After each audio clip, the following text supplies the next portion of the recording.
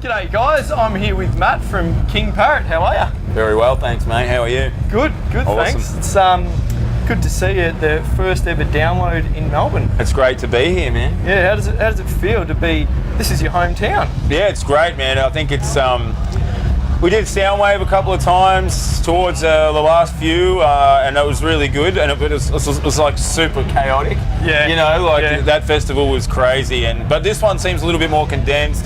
There's like a few less stages, which is kind of good, and I think the lineup's great, and it has like there's something there for everyone. So it's really good to see that the Melbourne people and the Aussie people, I guess, supported it so well. You know, there's heaps of people out there. It's great. Yeah, of course. Now, one thing I love about you guys, and I absolutely love it, is your humour and the music videos. Yep. How did that come about? Or for people that haven't seen any King Parrot music videos, I highly recommend it because it's hilarious and just really well thought out. We, I don't know, I guess when we did the one that sort of got us, like, you know, probably had the most popularity, which was Shit on the Liver, was, yeah, it was just an idea we had, you know, we were just stuffing around and having fun, you know, mostly. That's probably my favourite video. Yeah, I think it's probably most people's, but, you know, at the same time, like, it was just one of those things, it was just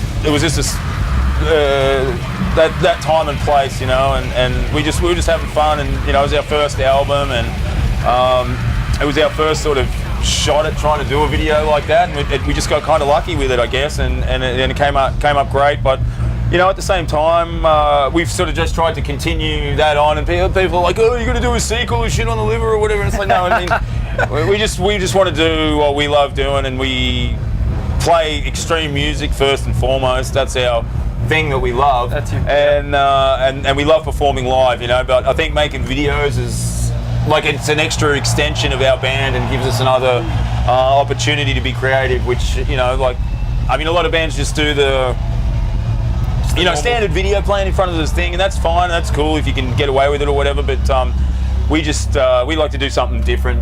Yep. Keep it funny, keep it humorous, but we tread that line between like aggression and humor, which is kind of weird. That's what I mean. That's what I mean by it's done so well. It wouldn't be an easy thing to do. No, it's a fine line, that's for sure. But just last year you released Ugly Produce. We did, yeah.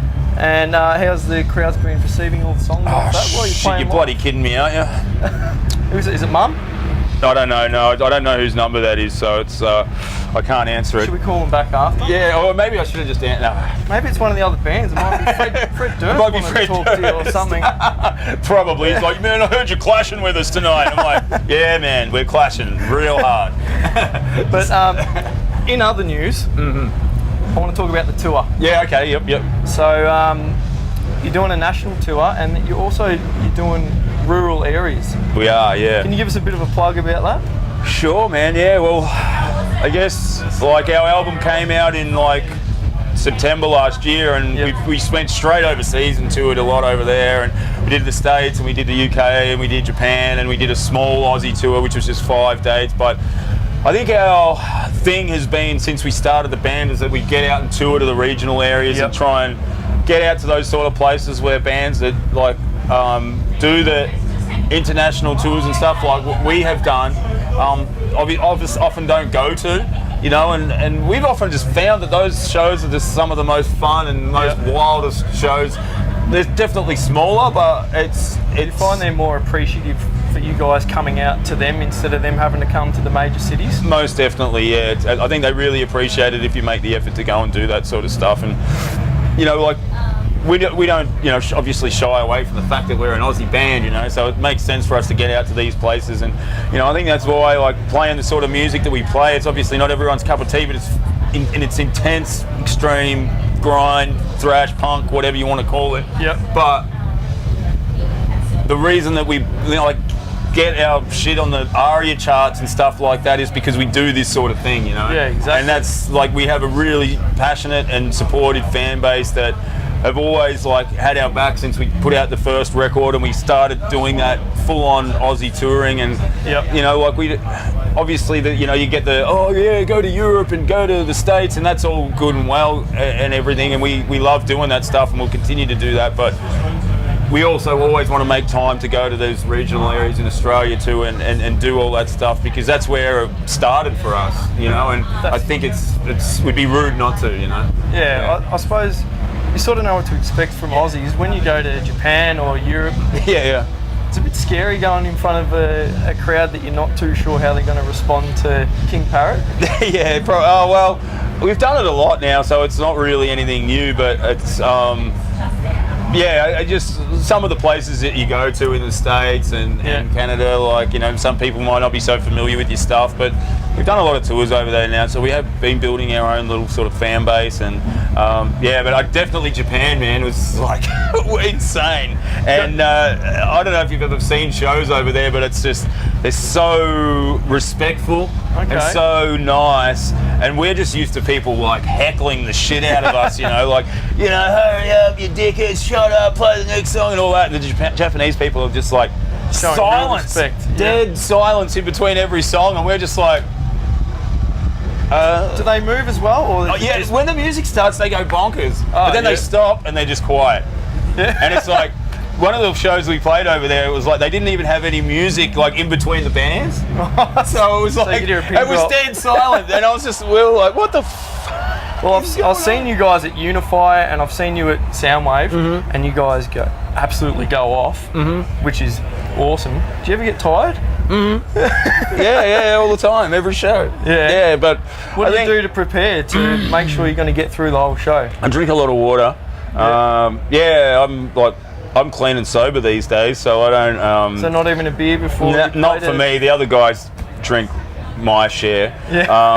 But no, for me, man, I just like to keep just keep focused on what we're doing and putting on a good show, and you know, I think that's sort of, for me anyway, like for me personally, that's part of what I like to do, and just to be respectful of that, and respectful of the fact that we even get to do this sort of stuff on these sort of stages. Like, we're playing some pretty gnarly music, and to be able to have that opportunity to play on a big stage in front of a big crowd like this, I don't take that for granted for one second. You know, man. It's awesome seeing a Melbourne band absolutely killing it.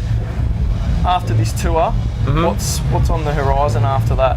Well, we have about we do this regional tour starting next Wednesday in Albury, and then it goes till the end of the month.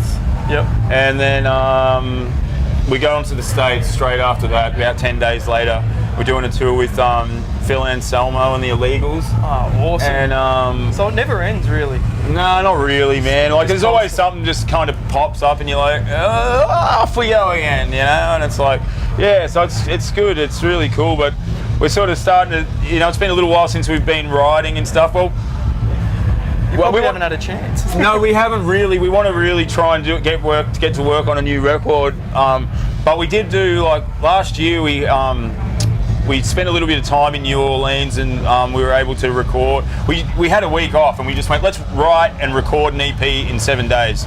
And so we just did it, and it was like 8 minutes of music, 4 songs, but it actually came out really good, and we were just like, so that'll probably come out later this year sometime. Awesome. They say pressure creates diamonds, so maybe that was the sort of situation.